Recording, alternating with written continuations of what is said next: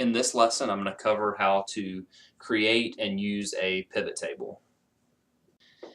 And for this file, I've added some new data. These are columns D through K in this file. So if you'd like to use this most current file, please download this in the description of the video.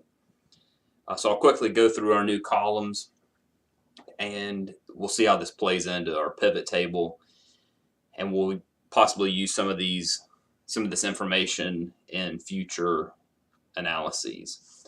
So the first new column is the zone information. So each of the LEAs are in one zone throughout the state. There are 7 zones, and so that's our designation here. Column E are the percentage of free and reduced meals in the LEA. We have the average daily membership. So this is basically the average daily attendance for the local education agency or for the school system.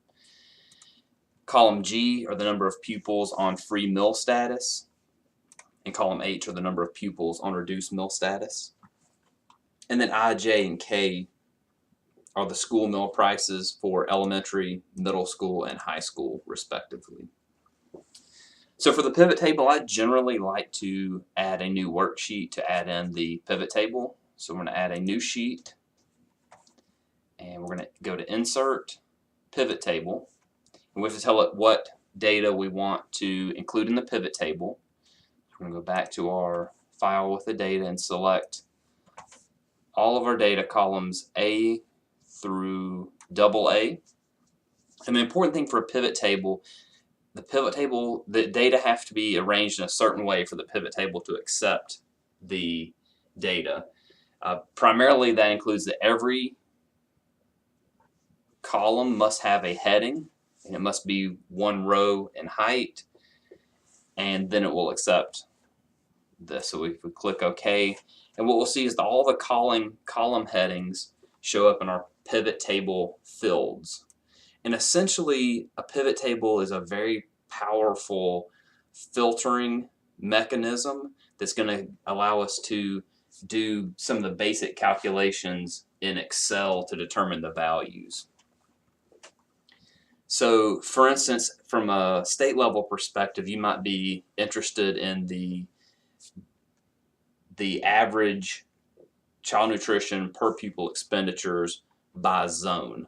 And so if we can drag zone from our pivot table fields into our rows, we're going to want to see that show up in the row. And then I said we want to look at the per pupil expenditures, the total, and then we want that to be the value. The default is that it's going to count the number of entries we have for child nutrition per pupil expenditures total. We don't have any that are blank, so often I'll turn off the blank values by clicking in the drop down and unchecking blank. And we also have NA, and NA shows up this time because for our state total we don't have a zone for that because that's the state, so I'm also going to remove that from our pivot table. So now we're just going to see zones 1 through 7. We also might notice that we lose our field over here if we click outside the pivot table. I'm also going to zoom in a little bit more here. So now we have our pivot table tools on the right side.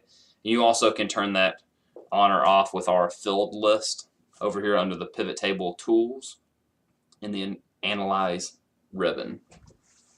So this just gives us a count. So basically this gives us a count that there are 20 LEAs in zone 1, 17 in zone 2, and so on.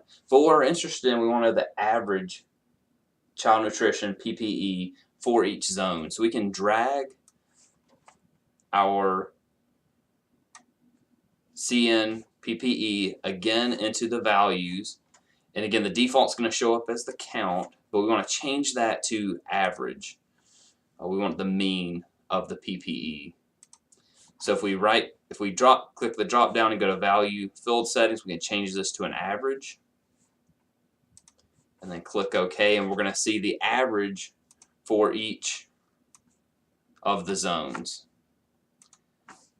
And I'm also going to change the formatting of this to show up as a dollar to help align these better and to see these numbers. So we see there do appear to be some differences depending on which part of the state the LEA is located. So on average, Zone 6 has the highest child nutrition PPE of $625.03, and the lowest is in Zone 3, or actually Zone 7, of $505.12. We also see the grand total here, 115 LEAs, and the average of $569.19.